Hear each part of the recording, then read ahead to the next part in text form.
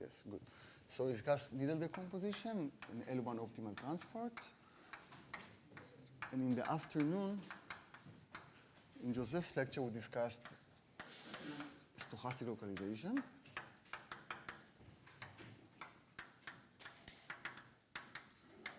Okay, and now I want to begin with just one more application of needle decomposition, which was, in fact, already proved in the Joseph's lecture.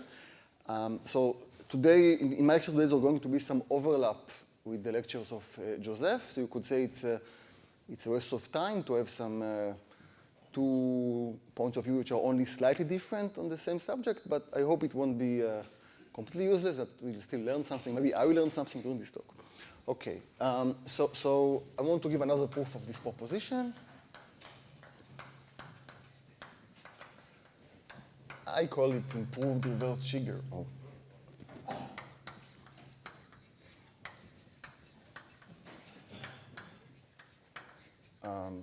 Okay, but this is going back to Boozer in long time ago, 82. Ledoux and in 04. And the improved one is the result of Emmanuel Millman from 09. Okay, so this is the improved version. Okay, so we consider a low concave measure in Rn.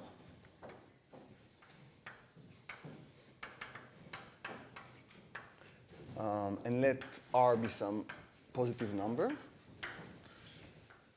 And let's assume something slightly weaker than the Poincaré inequality with constant R square.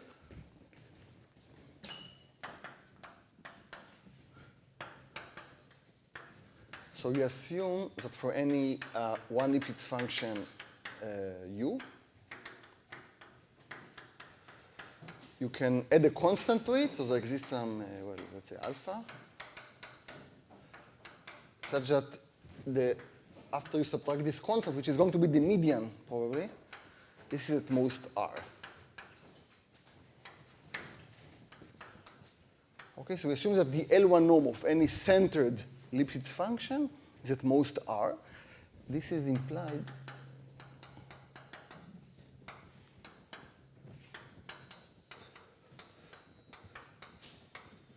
so it's a weaker condition than saying that the Poincaré constant at most R square, because if you know that Poincaré's constant is at most R square, you can say that the L2 norm of U minus its average is at most the L2 norm of the gradient, but the gradient is at most 1.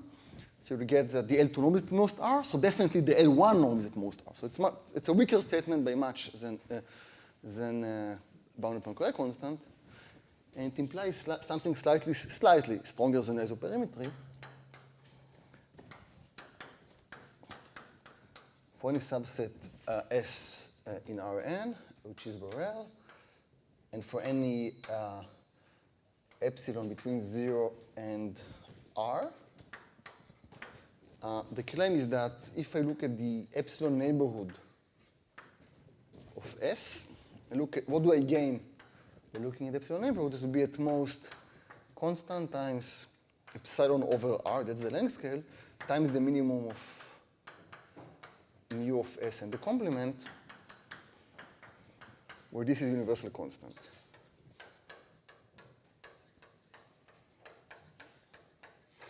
Okay, so 2 days ago, Joseph proved that using some black box from geometric measure theory, this concavity of the profile. So we'll prove it without this black box, but with the needle decomposition theorem. Any questions? So the proof. Okay, so so we have our set S. Suppose this is Rn and this is our set S. Let's set its volume to be mu, and let's define the function f, which is 1, the indicator function of S minus t, so f of x Okay, so it equals, here it equals 1 minus t, and here it equals minus t, and the average of this function is 0, right? So the integral of f d mu is 0. Okay, so if you now we want to apply the linear decomposition theorem, which means that you want to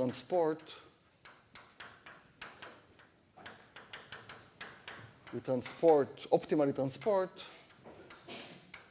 So optimally transport the positive part to the negative part, f plus d mu to f minus d mu. Okay, so we want to find the optimal transport this to this. And you know, the function f is the difference of f plus minus, and we had the dual formulations, or this Kantorovich duality. So this means that we optimize. So we have, we take f, we take u, which is 1 Lipschitz. This is the dual formulation.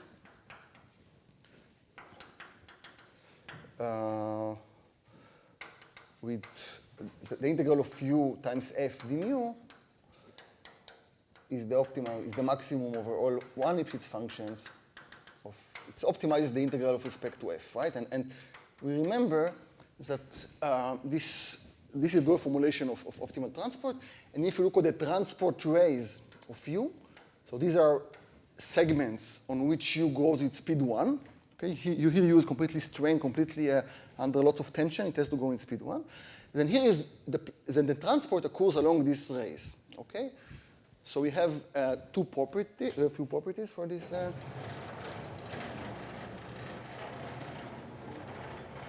Transport. So we have this disintegration of measure.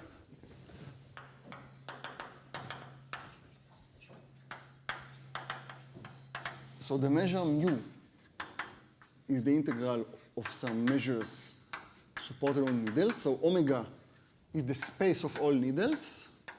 Each I is the needle. This is I, I1, I2, etc. And the measure mu I is supported on the needle. These are straight segments. And mu I is log concave on the needles. Okay. Yeah, I think that yesterday someone, so this is the ambient measure. So this measure mu was denoted by lambda yesterday. I think I had the notation was not perfect yesterday. Yes. I updated the notes a bit, so the notation would be more. So I changed it that it would be lambda and lambda I in the previous theorem. But anyway, right now, our measure is mu. Mu is the ambient measure, and we decompose it into needles, mu I. And we know that mu I is log concave. And that for almost any I, the integral of f d mu I is also 0. What does it mean that the integral of f d mu I is 0? Since f is just the indicator of s minus t, this means that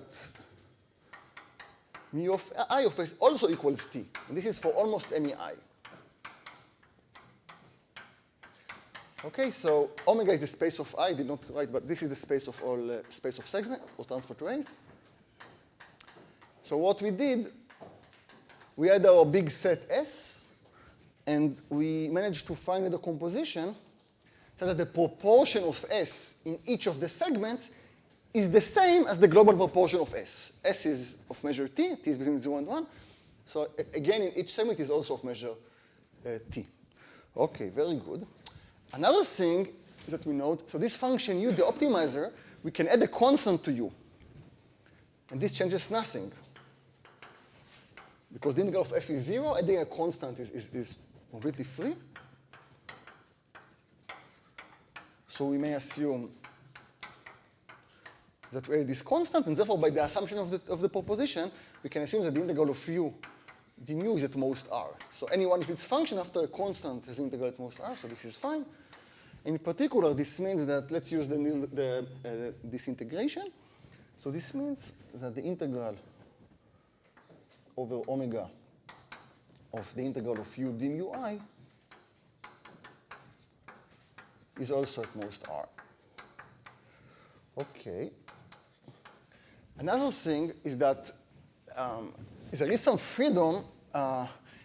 We can multiply all the measures mu I by factor 5 and divide nu by factor 5, right? So the measures mu I and nu are determined, the measure mu I depend only up to some multiplication by some number, and we can choose a different number for each I and absorb it in the nu. And since the natural thing to do is to make all of these probability measures. So we make mu I probability and nu probability. So everything here is probability measures. Very good. Now, since the average over all needles of the integral of u with respect to the at most r, this means that on at least half of the needles, this inner integral is at most 2r. Okay, so by Markov-Chebyshev, so if I write, I think I wrote it B in the notes, let me stick to that. So all needles on which the integral of u is at most 2r. Okay, so then by Markov-Chebyshev, by Markov, let's say, we know that nu of b is at most 1/2, right? Because the complement is enough measure into contribution. Okay, very good. Now, if I take any I in B, then what do I have? Let's look at this I. So the function u on I goes with speed 1. So if you want, u is arc length parameterization or length parameterization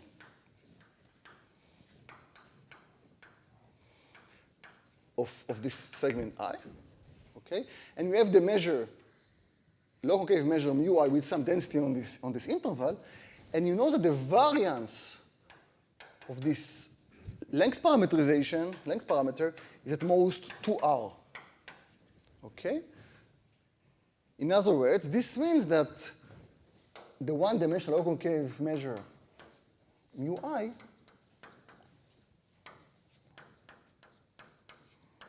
is variance at most r,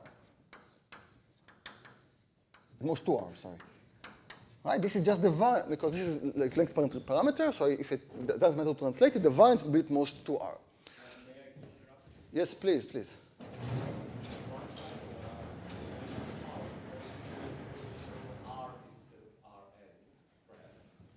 R in place of Rn, where do you see R? The second black ball in the bottom, where it's integration overlap Rn. The I, just middle. Rn or I, it's fine. Yeah, you can write either I or Rn. Yeah, you want I, you can write I. Yeah.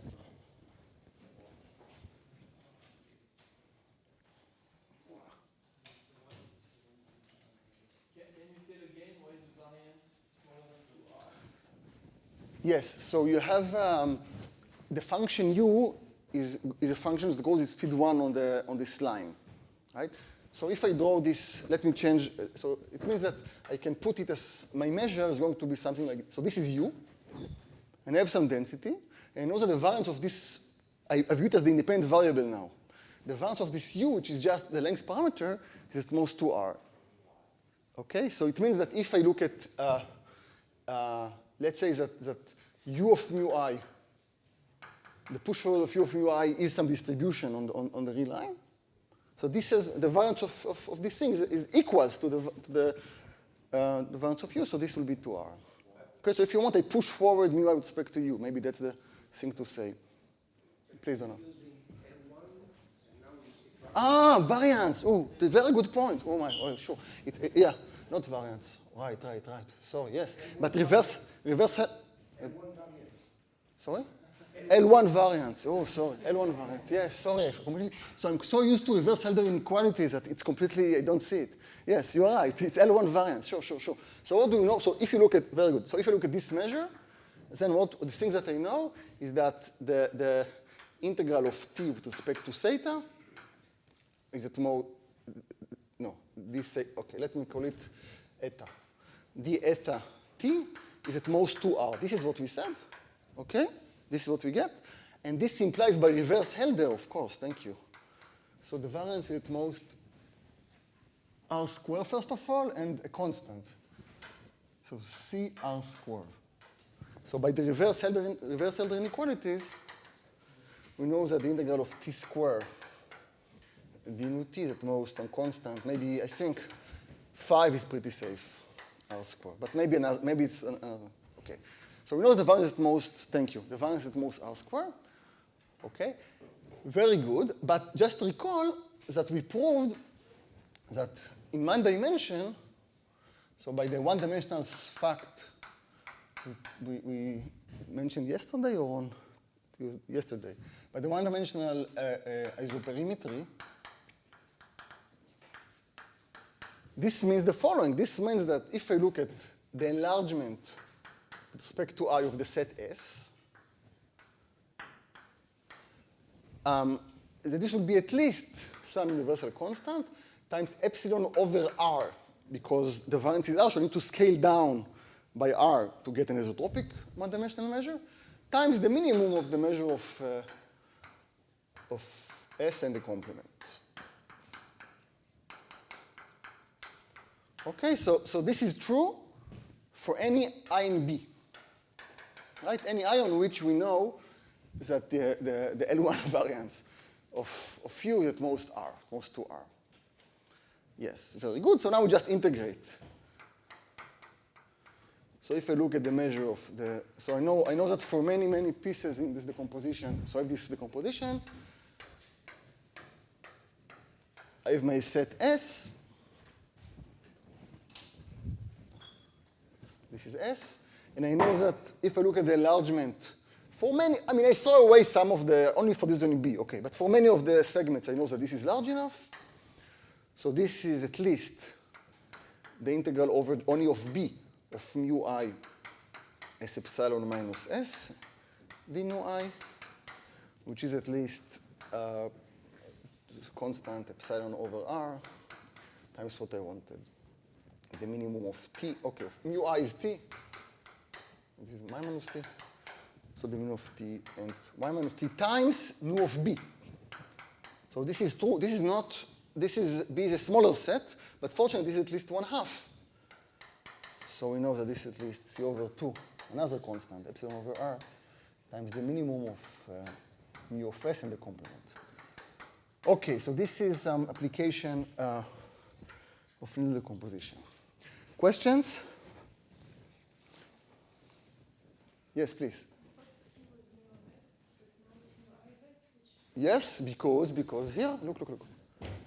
Okay, so the point, the composition just reproduced. This was the point. So you have a set of measure T, and the optimal transport is such that on any I separately, S represents exactly the same measure. So measure T. Okay. Okay, so the subject, this was like a reminder from yesterday, and the subject for today, which will again have some overlap with Joseph's lecture. Okay. So this Bochner technique is another technique which is useful in high-dimensional probability measures with convexity properties. And this method was borrowed from Riemannian geometry. So this was used by Bochner and by Weizenbuch in the 1940s. Yes, please. Please have one last question to this decomposition, to this disintegration. Yes. So you really decompose like the measure mu, right? Yeah, not lambda. Because you did not lambda. Yes. So this, right, maybe, so my notation yesterday was a bit confusing, perhaps because I used lambda, yeah. So the linear decomposition theorem applies for any low concave ambient measure. Okay, so you can decompose any low concave ambient measure with such needle, so that, say, the integral of f on each needle equals 0 and 0 low concave. Okay, and the fact actually to get from the Lebesgue to any low concave is more or less an exercise, because if you have, okay, maybe you can think about it, how to get, just multiply the density by some low concave and all properties represent. Okay, so the rough idea of this technique for Riemannian geometry is to do some kind of local computation. In fact, we're going to commute differential operators. And in Riemannian geometry, when you commute, say, the Laplacian and the gradient, you get curvature. And this curvature could have a sign because of low concavity. And this would be helpful because you can do some integration by parts and some other manipulations, get some Poincaré type inequalities. Okay, so this is the approach. So let me do it, and it's going, okay, at least the introduction, it's just the notation, the setting is going to be exactly like in Joseph. So this is low concave in Rn, supported on K, say. Okay, some domain Rn. And the density would be e to the minus psi. It's density in K. This is, say, okay. It's absolutely continuous, yeah? Okay, and now we're going to work. We're going to work in the metric measure space. So some people call it weighted Riemannian manifold. Okay, well, it's a bit too, okay. Maybe, yeah, I prefer or metric measure space, which is K, Euclidean norm, and the measure mu. So this means that this is like a metric space, the set K with the Euclidean metric, and mu is the measure. And the idea when you say that you work in such a space, it means that you distances you use Euclidean, distances using Euclidean, the Euclidean metric, but volumes and integrals with respect to the measure mu.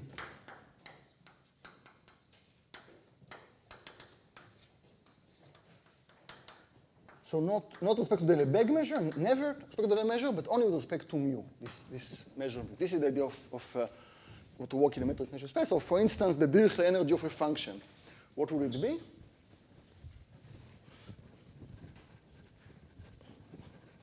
So of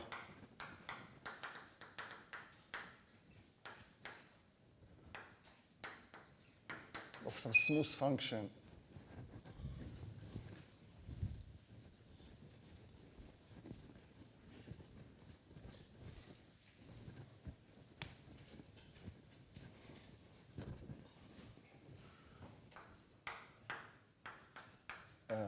F is what? So it's the, maybe this way. So I need to take the gradient of F, measure with respect to the Euclidean distance square, but I integrate with respect to the measure mu. So that's the Dirichlet energy of a function. Okay? And as we saw in Joseph's lecture, there is an associated Laplace type operator.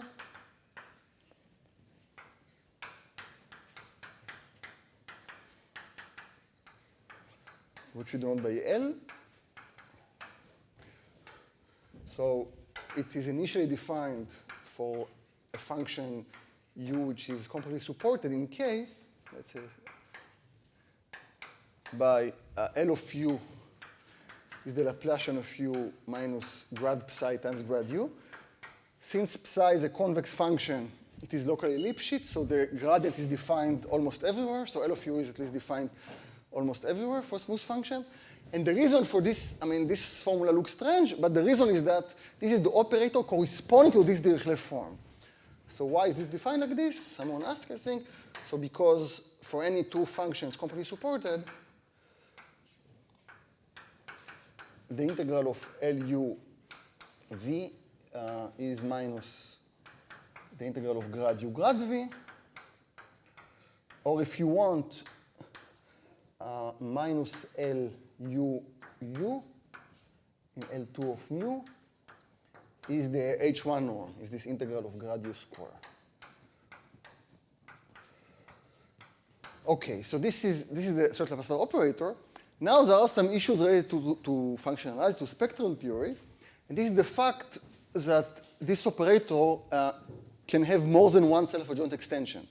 So if you work in some domain, I don't know, in the Euclidean ball, you can look at the extension corresponding to the Dirichlet boundary condition or to the Neumann boundary conditions.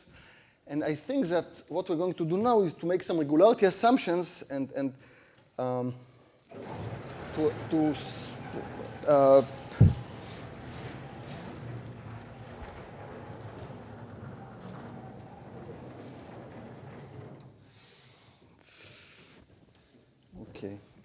Okay. Anyway, so we have this operator L. It is a symmetric operator, but as I said, it does not have a unique self-adjoint extension in general. So, so what we're going to do, to avoid boundary terms, we're going to make some regularity assumption.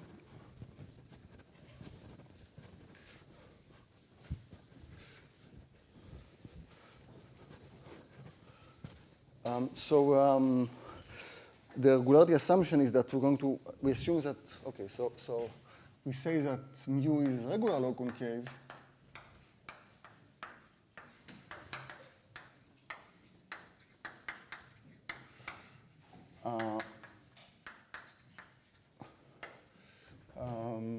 Measure if the density, which was rho,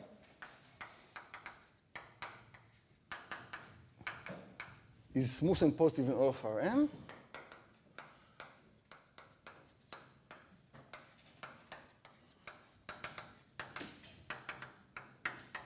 and two more things I want.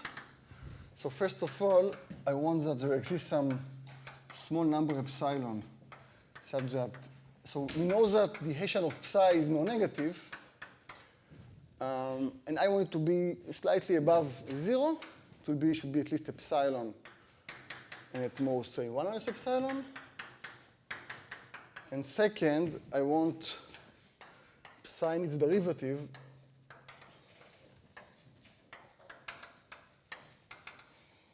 all partial derivatives for all partial derivatives for all orders go at most polynomial to infinity. Now this may sound a bit strong. How do I get this regularization? Okay, and the exercise is that it's if you just you play a bit with Gaussians. So if you begin with log concave mu,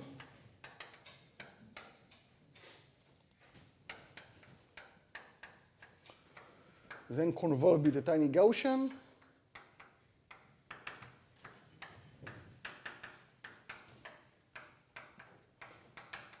and then multiply the density by another Gaussian, this time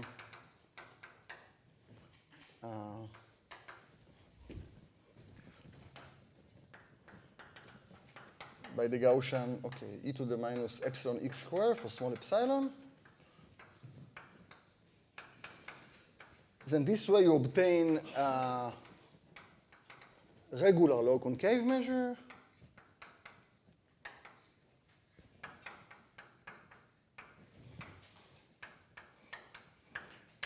Such that many things, with roughly the same covariance matrix.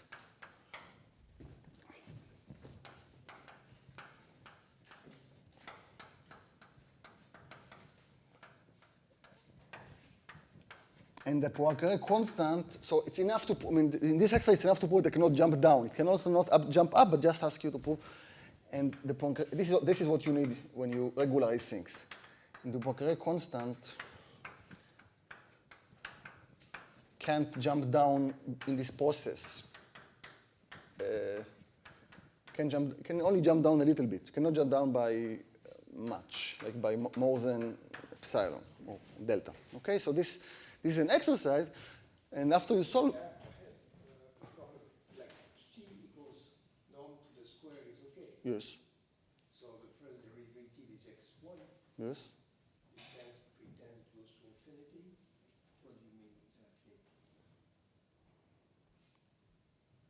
At most polynomially. So I mean that del alpha of psi x is smaller than c alpha x to the m alpha for any alpha. At most. So just not too sorry, yeah, I understand. Not too wide. Just I want to be something tame. Does not go too. That's it. And after you convolve, this is true. After you convolve by Gaussian, this is okay. You don't want x4. No. After you convolve, it's no longer x4, it's x2. This is what happens, at least in infinity. Okay, questions? You don't like this polarization? Yes. Joseph doesn't like it, but I think it's okay. Okay, yeah, yes, please. Like in a manifold, can you do this like by charts in Rn and then you pass? By what? Manifold, in a manifold. Chart. Yeah, like to do this regularization as you don't have it. So to regularize the metric. No, like to do this procedure. Ah, sure, yeah, run the 8 flow, yeah. Yeah, in a manifold you can, I don't think it's really serious to regularize. Yeah, take some modifier and do some integral kernel, and, I guess you can do it. something like this. Okay. Now, what are the, okay, so what did you gain by this regularization? So now we can say that the operator L, so let me quote some spectral theory. I'm not going to prove it, but it's not so complicated. Maybe some of us teach functional analysis classes, and we actually do such things in class, here and there. Okay. So what does spectral theory tells us in this case? So in this case, the operator L is essentially self-adjoint.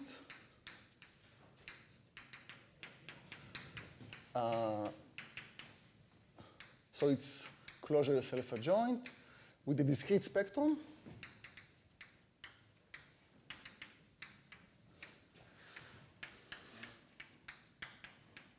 So the spectrum would be, so 0 is the first eigenvalue. Let me put minus L because I want them to grow. So L, I didn't say that, but L is essentially, L is a negative semi-definite. So if you remember, minus L u was the integral of grad u square, which is non-negative. So this means that minus L is positive definite, so L is positive negative definite. Okay, so this is the first eigenvalue, which is 0, and the constant eigenfunction.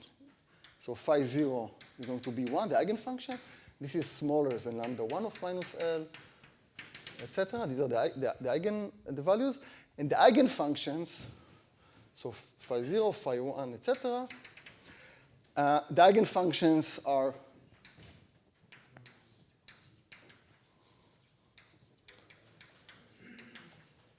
smooth, and in fact, and localized in the following sense. So they're basically like they're exactly the eigenfunction. They're eigenfunctions Schrödinger operator with a potential going to infinity. So local in the sense, so that this is the orthonormal basis of L2, of course. Orthonormal. And they're localized in the sense that they decay in exponential infinity after you multiply by e to the minus psi over 2. So if you multiply them by this function, this decays exponentially. So we just use it to get rid of boundary terms in integration by parts. They get exponentially at infinity for all j, and also the derivatives decay exponentially.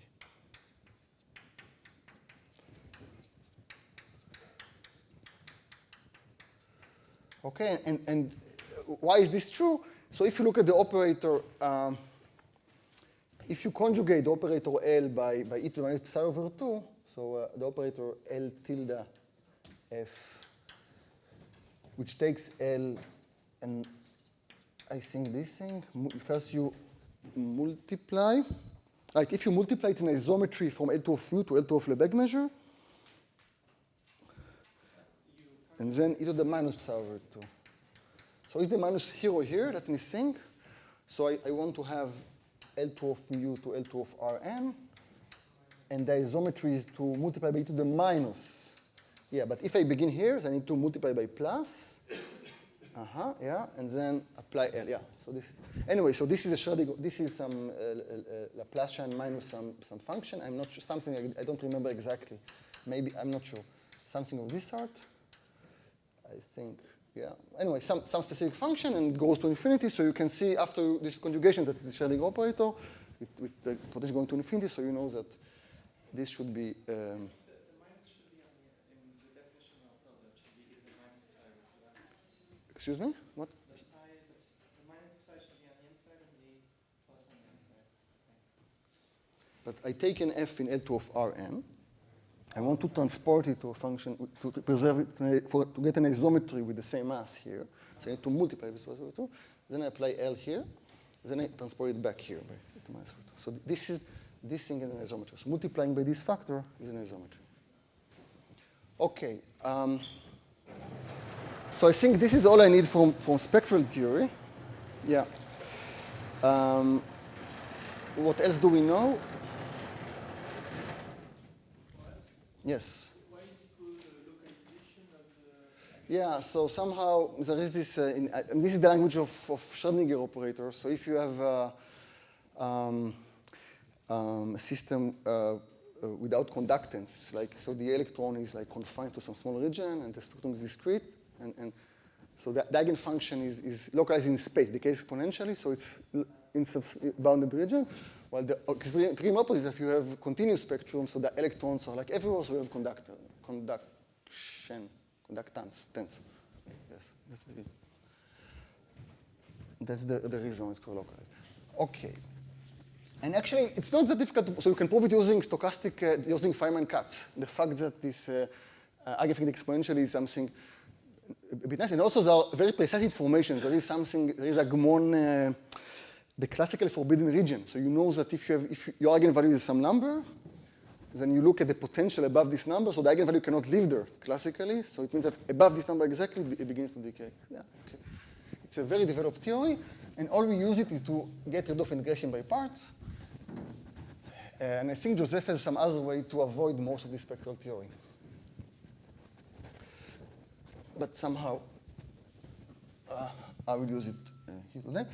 Okay, and let me just minimax. So you know that lambda k of L, so is the minimum. So it's the so you take the Rayleigh quotient.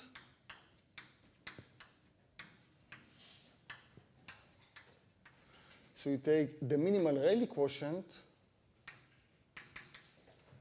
under all functions U that are orthogonal to phi 0 up to phi k minus 1, infimum. I can put. Right, that's the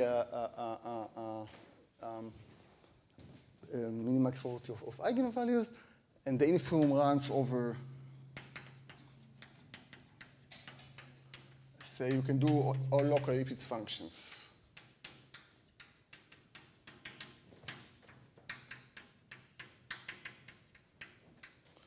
Okay, and if you look at lambda 1, then you see that lambda 1 of minus L is 1 over the Poincaré constant. Because the first eigenfunction is constant. So if you're orthogonal to it, you have integral 0. So you look on the minimum of the integral of grad u square over u square, or function integral 0, then this is the Poincaré constant. Okay, questions? I heard some murmuring in the... The integral, the denominator is u squared mu. U squared d mu. Yes, thank you. Yes. Okay, so this is like spectral theory. Now, in differential geometry, what you do, okay, this is differential geometry. I said that you commute differential operators. So let's try to commute. So let's, curvature should arise when commuting the gradient in L. So let's see what we get. The Laplacian and the gradient. So what's the commutator of some function u? So this means that we look at grad of Lu minus L of grad u. Grad of Lu is clear at least. So if you use a smooth function, L of u is another function. So grad of Lu is some vector field, the grad of a function. But now grad u is a vector field. So what's L of grad u? So the answer is that you do it coordinate by coordinate. L acting on a vector, valued function, coordinate by coordinate.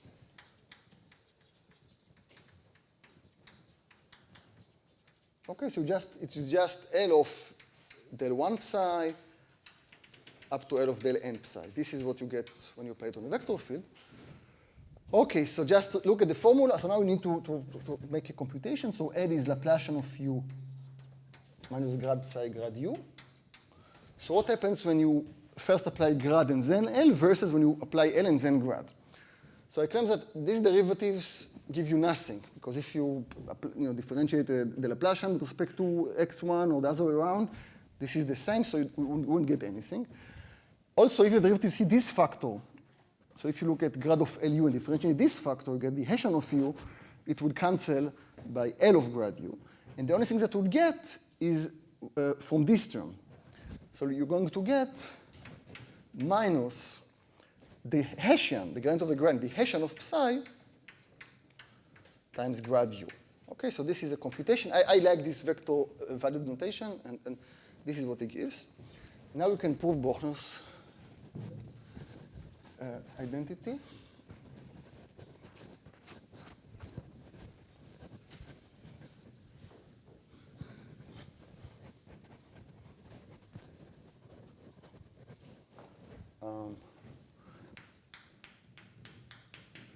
So the integrated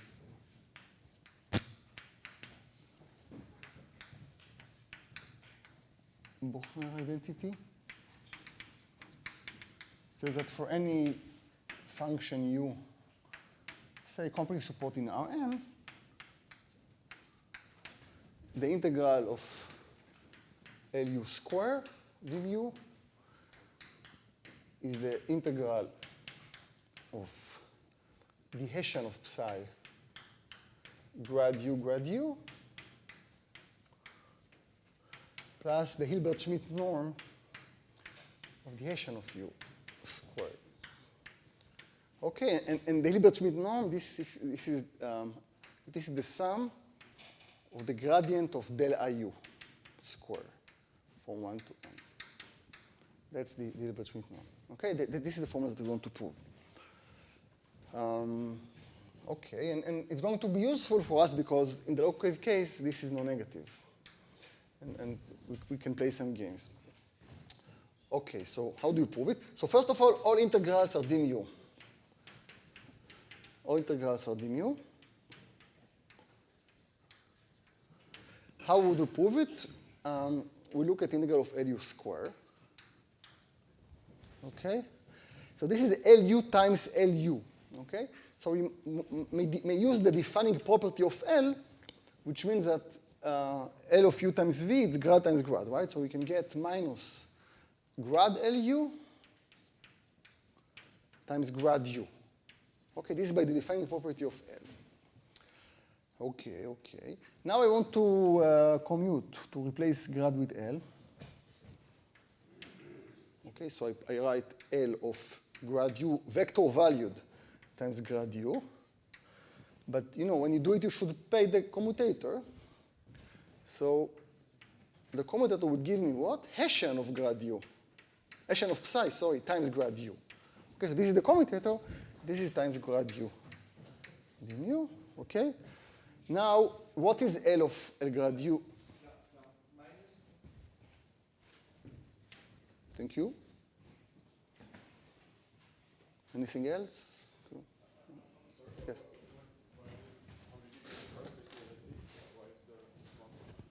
Why is there just one summit in the first?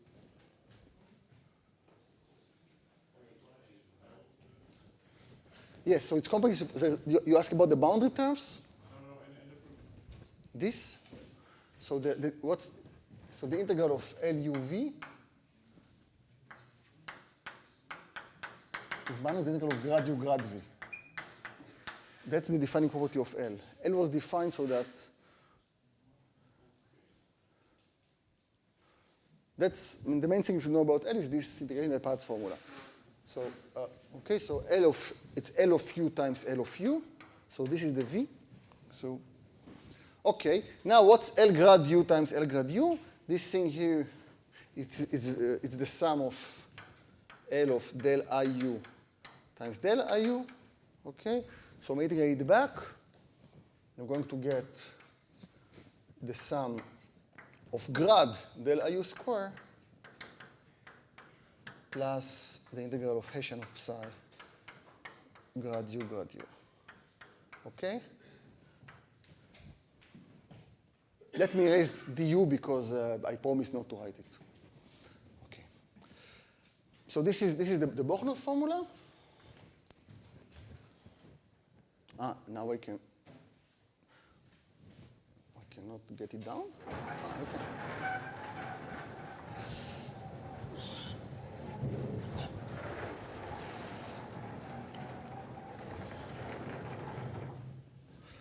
Okay.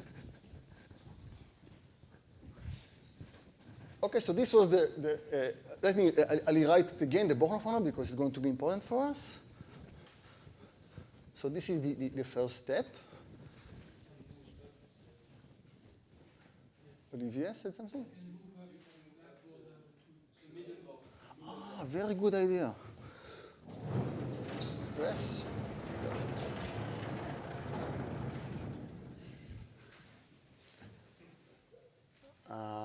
Yeah, but the important thing is here, okay? So that's what you should remember. Okay, this is the formulas that we're going to use now. And now I want to apply it to prove the... by the way, yeah, okay. I only proved it for completely supported functions, but of course, it works, so use compactly supported to neglect boundary terms.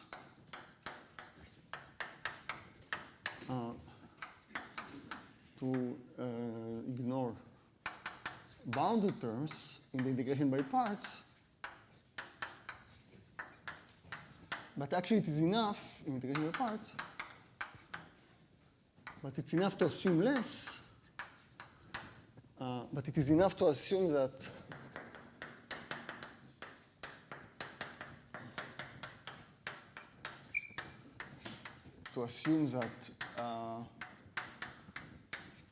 that the function u times e to the minus psi over 2 times all of its derivatives, let's say, that this decays at infinity, let's say exponentially, why not?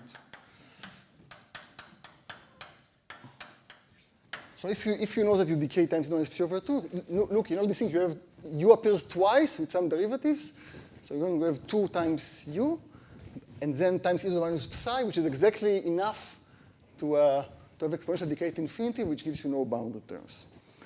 Okay, so let's call these functions, we call such smooth functions,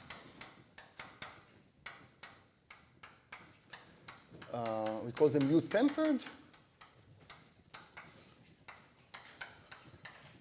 And we sort out all eigenfunctions are mu-tempered.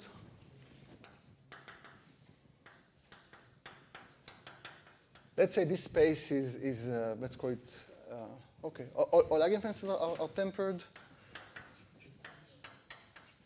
And L, if U is mu-tempered, so is L of mu.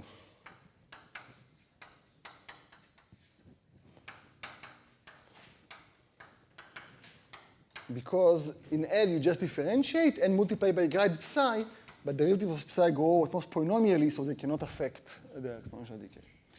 Okay, very good. Now we're going to apply the Bourgain formula, so we're going to have a Poincaré inequality from the Bourgain. So this is the improved low-concave-Simonovits inequality.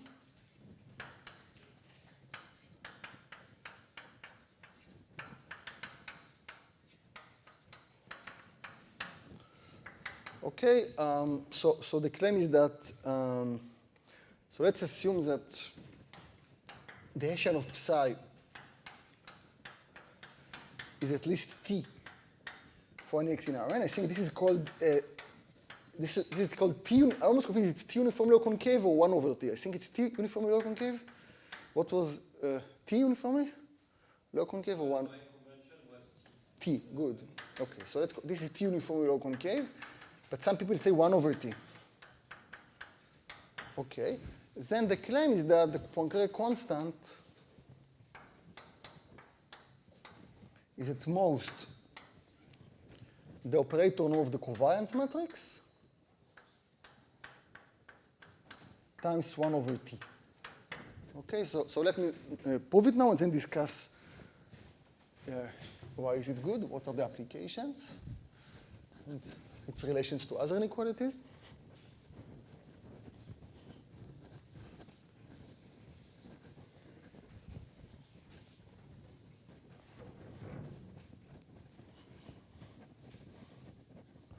Okay, so proof. So we know that the Poincaré constant is 1 over lambda 1. So let's prove a lower bound for lambda 1. So lambda will be lambda 1 of minus L. And we work with the eigenfunction. Okay. So by Bochner, this is the integrated Bochner formula. I can tell you that if I look at the integral of L of f squared, all integrals are d mu. Should I write? Or? Okay, all integrals are still d mu. No reason to do anything else. So L of f is lambda times f. And f is f1 is normalized in L2. So this is just lambda squared.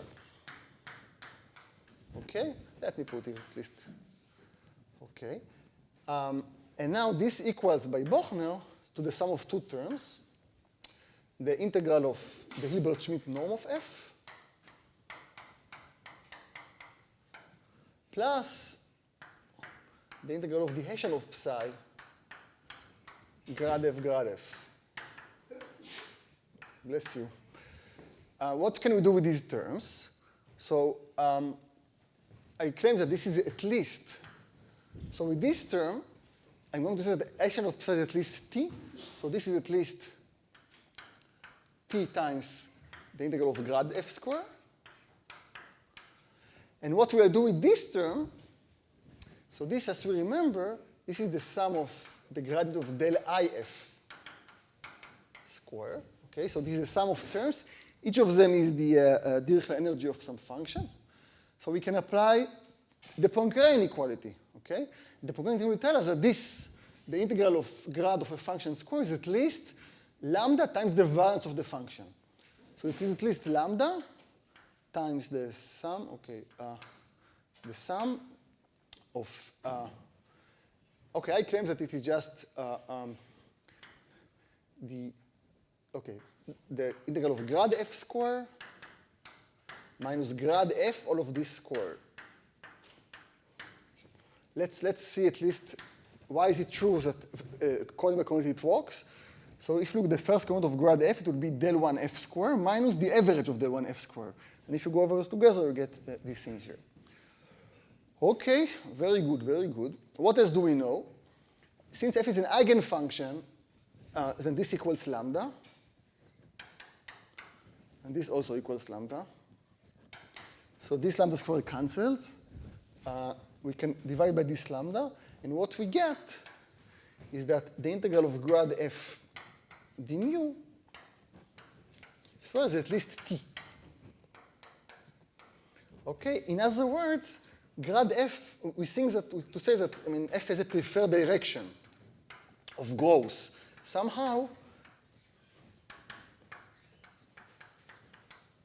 it's not exactly linear function. Linear function, you know, just grows and that's it in one direction. But kind of the gradient has some preference to go in some specific direction. Let me remark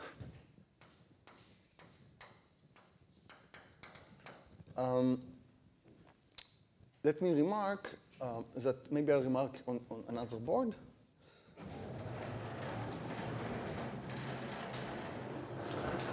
But then you want to.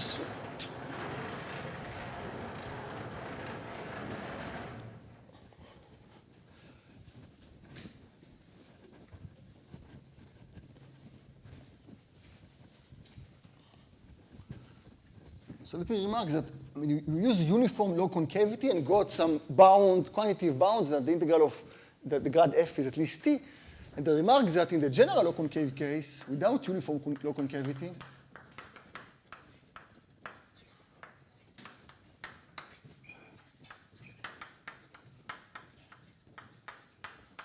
so we still know, I don't have any quantitative estimate, but we still know using a similar argument that the integral is non-zero. Okay. Why is it interesting that the integral is non-zero? Because it has some corollaries. For instance, let me give you an exercise. So assume that mu is even. Symmetric, even? Even, okay. Maybe please say symmetric. Mu is even. Use this fact to prove that the first eigenfunction is odd.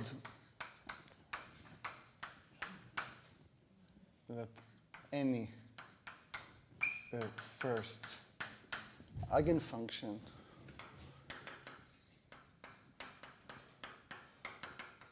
is odd, and this is good for some things. Okay, but now let's continue with the proof of the improved Lishnerovitz, the concave Lishnerovitz. Okay, now I claim that. Okay, so we have this integral of grad f. We want to work with this expression. So I'm writing del if as the gradient of f times grad xi. Right, that's true. So if I look at the integral of grad f, this is a vector field with these coordinates.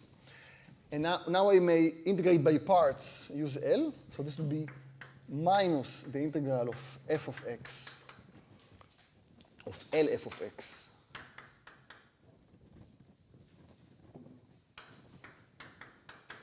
times x d mu x. Again, by defining property of L, so del if integrates to this thing. And f is an eigenfunction in my case, so it will be plus lambda, the integral of f of x times x d mu x. Okay, so it means that we know that this is a large number, so it means that f correlates with a linear function, which is the kind of things we like when we try to prove KLS. We try and fail, but still we like it. So it's good to know that the first eigenfunction correlates with a linear function. Okay, then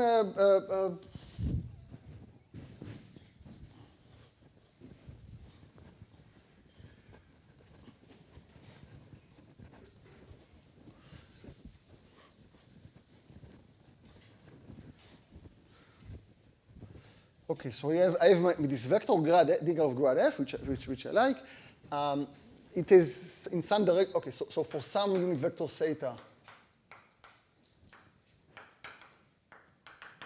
the integral of grad f d mu equals the integral of grad f times theta, which, as we said, is like it equals lambda times the integral of f of x times theta d mu x. And by Cauchy-Schwarz, so this is a function of ever at 0. So by Cauchy-Schwarz, I would get the covariance of mu theta times the variance of f. Or if you want, is at most lambda, the operator norm of the covariance times the variance of times 1, because actually this is just 1. So what we get, and this is most root of t. So root of t is smaller than lambda root of the covariance, and this gives what we wanted, which gives 1 over lambda, which is Poincaré constant, is at most root of this times 1 over t. Okay, so we proved this improved Lishnerovitz.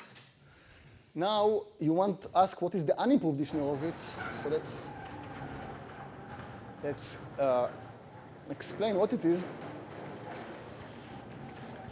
I'm not completely sure. Actually, I looked at Lishnerovitz's book. I couldn't quite find it exactly, but still, the name is Lishnerovitz inequality, so I stick to this name.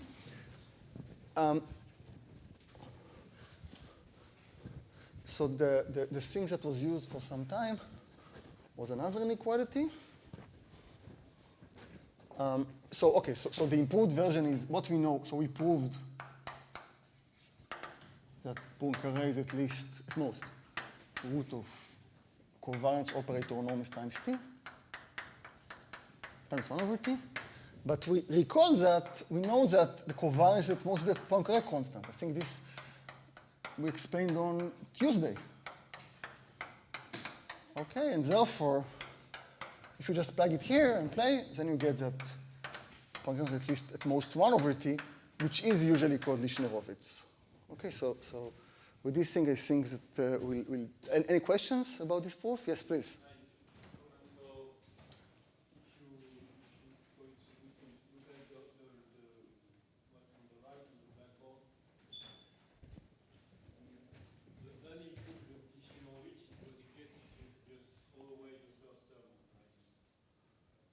You get, yeah, if you throw away, you get, yeah, it's even simpler.